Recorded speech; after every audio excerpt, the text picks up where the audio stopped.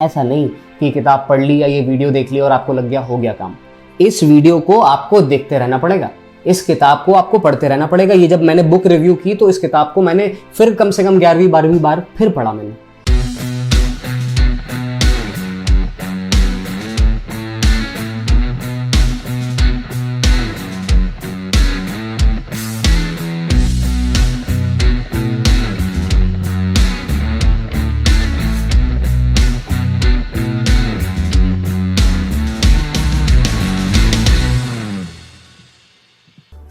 Habit number 7, sharpen the saw.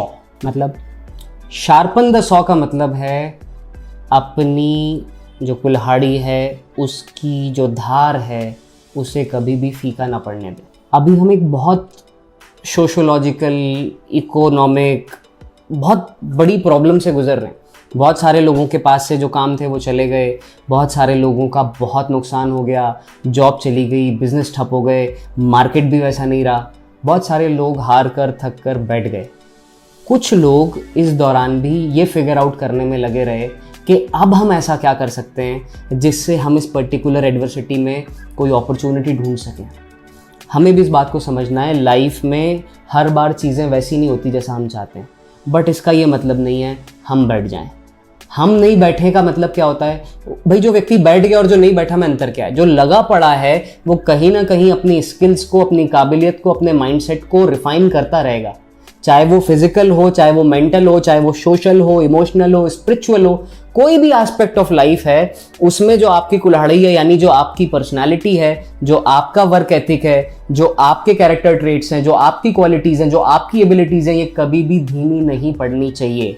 तो अगर मैं फिजिकल की बात करूं तो exercise, nutrition, stress management. Mental की बात करूं तो रीडिंग, नई चीज़ें पढ़ते रहना, विजुअलाइजिंग, प्लानिंग, राइटिंग।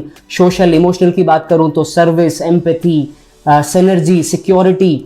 स्पिरिचुअलिटी की बात करूं तो spiritual reading, study, meditation, whatever works for you.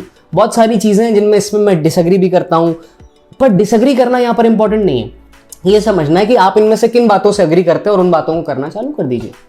आपको इस बात को समझना है कि अब आपको ये डिसाइड करना है कि आप लाइफ में क्या हासिल करना चाहते हैं, तो आपको सबसे पहले प्रोएक्टिव रहना पड़ेगा। अब अगर मैं पूरी बुक को समराइज करूं 2 मिनट के अंदर, तो सबसे पहली बात है कि हमने 7 हैबिट्स की बात की।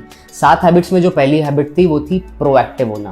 प्रोएक्टिव होने का मतलब है भैया रिस्पॉन्सिबिलिटी तो खुद लेनी पड़ेगी। सफल होना मैं चाहता हूं, सपने मैंने देखे, ख्वाहिशें मेरी हैं, तो उन्हें पूरा करने के लिए भी मुझे अपना 100% देना पड़ेगा। I will have to do whatever it takes and I will have to take the complete responsibility of my actions, my thoughts and my habits. तो अगर पहली हैबिट नहीं है तो बाकी सारी 6 हैबिट्स का कोई मतलब नहीं है। और 7वीं हैबिट जो है शार्पन योर एक्स, इसका मतलब यह है कि अगर आपने इस हैबिट को फॉलो नहीं किया तो आई एम सॉरी दोस्तों, ये जो शुरुआत की 6 हैबिट्स हैं ये कभी भी लॉन्ग टर्म में आपके साथ रह नहीं पाएंगी, क्योंकि 7वीं हैबिट का मतलब ही इन बाकी की 6 हैबिट्स के ऊपर हमेशा काम करते रहना है। अगर आप लाइफ में आगे बढ़ना चाहते हैं तो आपको समझना पड़ेगा, एक गाड़ी है तो एक गाड़ी में सिर्फ ऐसा नहीं हो सकता कि पेट्रोल भरा कर रख लूँ तो वो ज़िंदगी भर चलती रहेगी। मुझे उसकी सर्विसिंग भी करानी पड़ेगी, मुझे ये भी इंश्योर करना पड़ेगा उसमें ऑयल प्रॉपर है या नहीं है, मुझे देखना पड़ेगा जो उसकी चेन है वो भी प्रॉपर चल रही है नहीं चल रही। यानी एक गाड़ी में भी सिर्फ एक कमी नहीं है, उसके अंदर भी 6-7 ऐसी चीजें जिनका मुझे हमेशा ध्यान रखना है। और in order to achieve success in this era we also have to make sure कि ये 7 हैबिट्स हैं जिनका हमें ध्यान रखना है। इन सारी हैबिट्स का अगर हम ध्यान रखेंगे, इन सारी हैबिट्स को हम ब्लूप्रिंट की तरह रखेंगे। और एक बहुत बड़ी बात, ऐसा नहीं कि किताब पढ़ ली या ये वीडियो देख ली और आपको लग गया हो गया काम।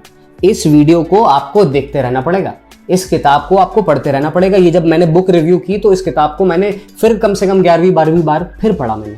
और फिर पढ़ा का मतलब ये नहीं कि मुझे पिछली दूसरी बार में, तीसरी बार में, चौथी बार में समझ में नहीं आई, पर मैं एक बात जानता हूँ। ब्रूस ली का एक बहुत अच्छा स्टेटमेंट है, I am not scared of a person who has practised 10,000 kicks.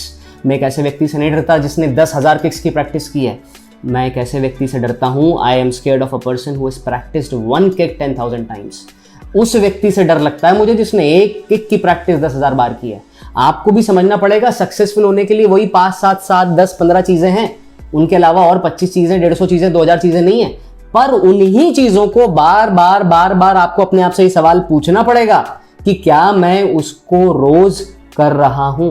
मैं हमेशा बोलता हूं जब मैं बिहेवियर ट्रेनिंग लेने जाता हूं कि मैं आपको कुछ नया सिखाने नहीं आया, मैं आपको वही बताने आया हूं जो आपको ऑलरेडी पता है, बस अंतर ये कि वक्त के साथ वो चीज़ जो यहाँ होनी चाहिए थी वो धूल खाते खाते खाते यहाँ कहीं पीछे पड़ी हुई है, और मैं उन्हीं चीज़ों को वापस यहाँ से निकालूंगा, उनके ऊपर जो धूल मिट्टी जमी है उनको हटाऊंगा और उनको वापस आपको रिमाइंड कर दूंगा कि ये बेसिक 7 बातें हैं। इन 7 बातों का ध्यान रख लिया तो दुनिया में कभी आपको पीछे पलट कर देखने की ज़रूरत नहीं पड़ेगी।